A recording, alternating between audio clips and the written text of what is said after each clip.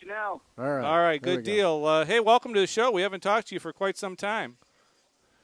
It's been a few months, hasn't it? Yeah, it sure has. Well, I know you've got yourself kind of a new gig from the last time we talked to you, and you are now a car chief at Tommy Baldwin Racing. And I guess, a lot of fans really keep hearing the word car chief and in relation to a crew chief and a car chief. Tell everybody what the difference is between a car chief and a crew chief. Well, I mean, I work on the 10 car. David Ruderman drives it most of the time, and Tommy crew chiefs it and owns it. So during the week, he gives me a list of what setup, springs, sway bars, and what he wants in the car to go the next week. And then it's my responsibility to make sure that we have everything on the car and in the hauler to go to the racetrack. So and Monday through Friday, he worries about running the race team, and then Friday afternoon and Saturday and Sunday, he makes the calls at the racetrack. So that's kind of the gist of it. It works a little bit different at different places, but that's basically how it goes. Well, the big 600-pound gorilla in the room, I guess, for today anyhow, is the fact that the Chad Knaus suspension and fine and all that stuff, the appeal was upheld, I guess, by NASCAR.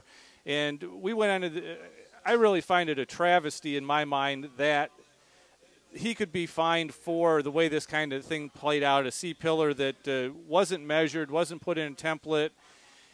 And in my mind, I told Charlie, I said, we've witnessed enough, pre-practice inspections by teams in other series that if something doesn't match up to spec, they send you back to the garage, fix it, come back, and we'll send you out. We don't fine you or anything like that. It's fix it and then let's go racing. Why is NASCAR different that they have to give a $100,000 penalty and points penalties for something that occurred before this car ever hit the racetrack?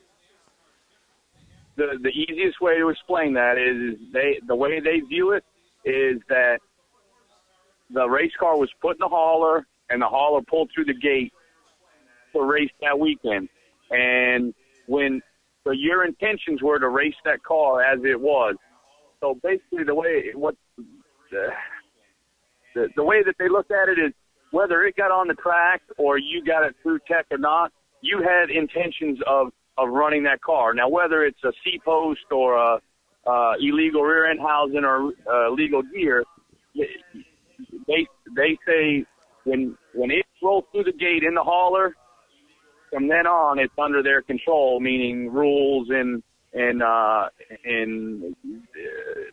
scrutiny for technical purposes. So under that sense, it makes it a little bit easier. Now, I think what Chad and Henry Motorsports are going to appeal again is that no, they never put the template on it, and the officials never looked at it with the template on it. So I think that's kind of their argument there. But on the other side of it, that's how NASCAR looked at it, and they explain it to you very clearly in those situations. How much room do you have on these cars? We talked to a lot of crew chiefs as well as yourself, and it doesn't seem like there's just a whole lot of room to make any kind of adjustment or find that extra tenth of a second on the racetrack anymore. Where do you go to try and find a little extra speed? Well, I mean, the big thing right now, no matter where you race, is horsepower. That's your biggest thing. You try to everybody does it now. You get the splitter on the ground or as close to the ground as you can get it, and you get the rear end maxed out. But maximizing the tire grip, because Goodyear's always changing the tire, and like I said, right now the horsepower is a pretty big deal. But the driver, I can tell you right now, the drivers are making a bigger difference than anything else. If you watch week in and week out of these places, the same drivers are up front at the end of the race, and that's that's the difference. The 3 or 4 tenths between these race cars is a lot of what sits behind the steering wheel. So, I mean, I hate to say it, but Tony Stewart, Jimmy Johnson, those guys, Carl Edwards, they always end up front. Well, you've had some really good runs with Dave Blaney in the 36 car. Rudeman, of course, he's a quality driver. The question, I guess, for you and for your whole team is, when you put in the Tony Stewart and the Stewart Haas Racing and Danica Patrick into the whole mix that you guys deal with, is it a distraction of what you guys are trying to do when Danica's going to be in, quote, your car? No, it really doesn't affect what happens in our full walls at Tommy Baldwin's. They kind of they do their own thing, and so all it really does for us is it eliminates us bringing 2 more race cars at a racetrack that week. So it's actually a little bit easier for us, but we've had with Rudeman. I mean, he's really good. We were running decent at Phoenix, and we had a motor issue. And then last week we had a wiring issue. We burned up some wires underneath the dash during the race, and that cost us 4 or 5 laps. But David does a good job, and Dave Blaney does a really good job too for what they got going on over there with the 36 car. Well, there's been some issues with the electronic fuel injection, guys having problems when they turn the car off, getting it restarted, some pickup problems. And one of our fast lap questions that we had today was whether or not NASCAR would have been better served to have phased in the EFI instead of just adopting it right off the bat this year and going hell-bent for leather all year. What did you think about that? Did NASCAR do it the right way, just saying, hey, this is the way we're going to go from here on out? Yes. I mean, having gone through the phase-in of the new Cup car years ago, it's much easier. You have to understand that with the fuel injection, the wiring, the fuel plumbing, the fuel pumps, fuel cells, everything is different from last year. So for us to have to keep both sets of fuel cells and then fuel lines, like last year we ran 1 fuel line in the car. This year we run 2 fuel lines because you have to have a return with the fuel injection. And the wiring harnesses that are in the cars now that connect into the computer, it runs everything. It runs the engine, it runs the fuel pumps, it runs the gauges on the dash. So it's not an easy switch over. Yes, it was expensive, and yes, we're still trying to accumulate parts. Everybody is. It's difficult to get all the parts and pieces to run these cars now, but everybody's slowly getting in it, and even if you have all the money, it's tough to get the parts, as much equipment as you need right now to race the way everybody's used to. But it's getting better.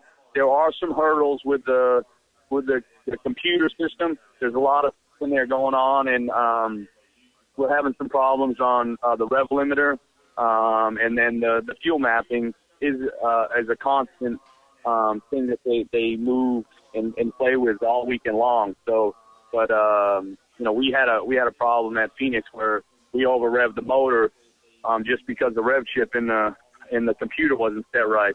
It wasn't anybody's fault. It was just that it's new and nobody knew that how it operated. So, we learned ECR, Childress does our motors, and they had three motor problems at Phoenix because of it. But, and then you saw Penske have some problems in Las Vegas. But I haven't heard what their problems were yet, but it's just learning. Probably by, I would say, mid-season, a lot of those problems should go away. We're talking to Patrick Donahue, car chief for Tommy Baldwin Racing. Hey, Patrick, is there anything in that EFI system where teams are going to be able to find an edge? Is there anything that you can play with in that? There's a lot. I think again, there's some really smart people at the engine shops that are working on this stuff, and they're the fuel mapping, and just like your passenger car, you can either have horsepower or you can have fuel mileage. So once they figure out the parameters and how far they can go on this stuff, it's your races at Michigan and that are always a fuel mileage thing. Sunday mornings, the engine tuner and the crew chief can get together and say, okay, look, we're okay giving up some horsepower, but give me a little bit better fuel mileage. So as we learn how to change those parameters in there better, I think you'll see where they're not shutting the cars off. They're not going to have to. They're going to be able to gain the little bit by programming Sunday morning what they want. So, but it's a lot. There's a lot going on there for sure, and